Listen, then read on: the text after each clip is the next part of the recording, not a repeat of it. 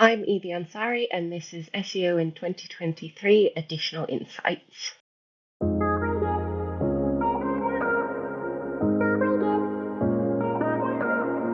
Yvie, what's your additional insight for SEO in 2023? It is essentially to make sure that you are integrating SEO into the broader marketing mix. So, not just focusing on SEO in a silo, but actually integrating it into your broader channel selection. Okay, so sounds very common sense, but I guess the big question is how? How do you integrate SEO into the broader marketing mix? So, I think a lot of businesses are still trying to crack this, and this is kind of why it's my key tip. Because the way to do that is essentially through data. And I think there's a lot of kind of missing that data point from a lot of businesses. So, obviously, we as SEOs and as digital marketers have access to so much data. And I think things like, for example, your social media engagement and like the content that people are engaging with on social media can be really useful to understand where to focus your content efforts when it comes to SEO. Like, obviously, you've got the SEO data to tell you this is what people are searching for, this is the content that they want to see, but then you don't have the additional insights of what people are actually then engaging with. So it's kind of like almost like cross pollution of data sharing, where the SEOs can share their data with the social media team to say, this is the search behaviors stuff that people are looking for. And then the social media team can say, okay, great, we're going to create all of this content and then see what people resonate with the most so that we can kind of hone in on that a bit more. And obviously, it doesn't just extend to social media, it extends to loads of other channels. So, like, for example, you can share your paid search data with the SEO team to kind of hone in a bit more on their keyword research, for example, and not just data, but also your optimizations. So, for example, if you have an e-commerce brand and your paid search strategy is really focused on key category pages, you want to make sure that they're really optimized from an SEO perspective, because that will increase your quality score, which will, obviously increase your relevancy towards what you're bidding on and decrease CPCs and all of that sort of thing. So it's just essentially making sure, like on a very broad level, to share data across teams and to also kind of cross-educate. So I think a lot of teams currently don't really do that. So SEO is seen as the dark art. And I think SEOs kind of tend to not really understand how media works and how, budgets work and how to distribute those budgets and where to distribute them, et cetera, et cetera. So that kind of cross education is really important to get more out of the data from all channels to then be able to have teams working together and really kind of integrate essentially. Lovely. Okay, so you shared a lot of different examples there, a lot of different thoughts that we could possibly go into. I'd like to go back to your first thoughts about social media and about the data that SEOs could get from social media, because you also mentioned PPC, but I think that's more common a conversation to have. But in terms of social media, what kind of data should SEOs be looking for? I mean, for example, I would imagine that certain topics are discussed on social media and there may be certain trends with regards to topics on social media prior to obvious search volume in the various search tools. Is that what you're thinking of?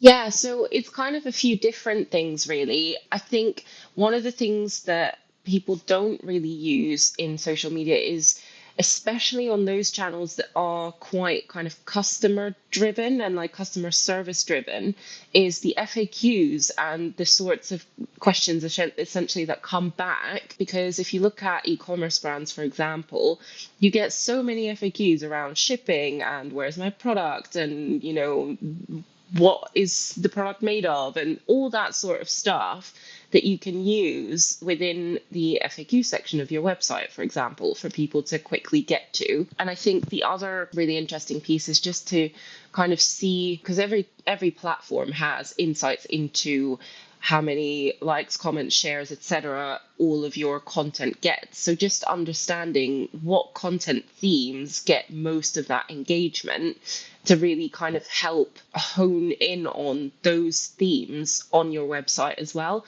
just to create essentially more of a like streamlined journey. Because otherwise you kind of got these two channels that work quite kind of siloed. But if you're actually looking at all of your channels and taking that data and translating it onto your website, then that's a much more user-friendly experience, essentially, for a user that knows you've got the content on your social, but you've also got it on your website, and it's just a lot more helpful to actually find that content. And you know other users are going to be searching for that content as well. I think that's a great tip there. So look at your social channels, look at the data in your social channels, actually try and feed potential topics for your site in your FAQ section, as you say. You also touched upon earlier on training. So what can SEOs learn from social and what can social learn from SEO? I think what's really interesting around social media is there's a lot of things like community management and a lot of like branding involved and tone of voice and really sort of essentially creating like a personality to the brand, which we as SEOs don't really tend to do. Like we're very data driven. We're very much like, technical SEO, all very data heavy. Even the content side, when we're pulling out content ideas and planning content, it's still very, very data driven. So I think we tend to, a lot of the time, unless we're doing link building campaigns, for example, a lot of the time we have a less sort of foot in the creative area. And I think that's quite useful for us to learn from social media, because the social media team is quite creative. They are quite sort of on the pulse also of what's going on in the broader landscape, like what are the competitors doing, what sorts of not just organic social media but paid social media as well, what sorts of creative have they got, and what kind of content again works well, like all of that sort of data that we don't have that kind of goes beyond just the keyword research data that we have, or the competitive landscape from tools like Majestic or SEMrush or other tools essentially. And I think vice versa, the social team can learn a lot in terms of how to use those other tools to help them with content creation. Because I think, a lot of the time, if you look at a content team overall, which will have like social media experts, but also content strategists in it, not always will they look at the data to create a content strategy or a content plan. A lot of the time it will be kind of off the cuff, or it will be very much like, oh, I don't know, it's summer season, so we'll create something related to summer, but it's not necessarily related to search behaviors. So I think there's a lot of kind of training that can happen to help teams use different kinds of tools to get the insights out of those tools for their specific channel, rather than having to go and ask the in-channel experts every time.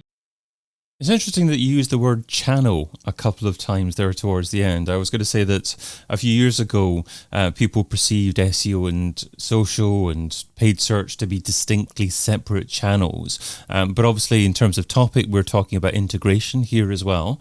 So what does this mean in terms of measurement? Do we still have to measure the value of each channel, if we want to keep on calling it that, separately? Or are we moving towards a stage where we're perhaps just considering marketing as a whole and the value of the customer journey, and SEO is part of that, social is part of that as well, but it's not necessarily valuable to measure them separately? So I think this is very dependent on who you're speaking to. So, for example, if you are within the marketing department internally at a business, say it's an e-commerce brand, and you report to the marketing director, you are going to report on separate channels, because obviously the marketing director wants to know which channels are pulling their weight essentially, and which channels he or she can increase or pull back on, what channels are working well. However, as the marketing director, that person is going to report on marketing as a whole to the sort of MD, CEO, whoever it is that's, the head of the company essentially, because that person obviously isn't going to be so in the detail on each channel. And it doesn't make sense to try and give that person a whole massive picture of how everything's going, because really all they're going to be caring about is what revenue is marketing driving, essentially. So I think when it comes to reporting, I tend to recommend to my clients that you have your separate in-channel tabs within a marketing report, but you have a tab that shows marketing as a whole with all the key business KPIs, so that essentially you're not just, kind of trying to report on tiny things that the key stakeholders aren't going to care about. One of the challenges, of course, tends to be the fact that channels are used at different touch points in the journey and not necessarily equal weighted. And is it the case that a marketing director is looking for as much revenue as possible from a channel, or are they quite comfortable with the fact that SEO, for example, may be an early stage touch point? The user may go to social media to discover more about the brand and what people are saying about it, and then revisit the website in an SEO form towards the end of the journey. Is there that understanding and appreciating of where the various channels fit into the journey? I think it really depends on the maturity of the business. So for those businesses that are really mature and have very established marketing departments, that channel attribution is very well understood. And I think there is a real appetite to get the attribution right as well, because obviously the sort of standard set of attribution isn't always correct. So there's a lot of attribution modeling that goes into it, and really kind of understanding, how the customer interacts with the brand. And as you say, that touch point across the different stages of the marketing funnel kind of varies by channel. But I think where a business is less mature, there is a bit more of a kind of appetite to just bring in the revenue and grow the revenue. And there's a lot more focus on that, as opposed to the kind of broader which channel brings in which kind of percentage of revenue, essentially. And I think, as I say, essentially, it really depends on the kind of business that you're working with. Is there a standard attribution model that you tend to favor initially, or is each business different and you have to really build one bespoke depending on what customers do and how they interact for that particular business? I am a big fan of different attribution models for different businesses, because it's just like with everything else in marketing. You don't go after the same target audience as other businesses. You don't go after the same content. You don't create the exact same strategy. Like, everything's so specific to every business. So I would say, as a recommendation, if you can have your own attribution model, it makes a lot more sense, because it gives you much more accurate data. I think a standard attribution model like Last Click, for example, can work for, again, less mature businesses. It can give them obviously some data and understanding of how their channels work together. But I think if you really want to understand how your customers are interacting with your brand and when they're purchasing and through which channels, then a specific bespoke attribution model makes a lot more sense.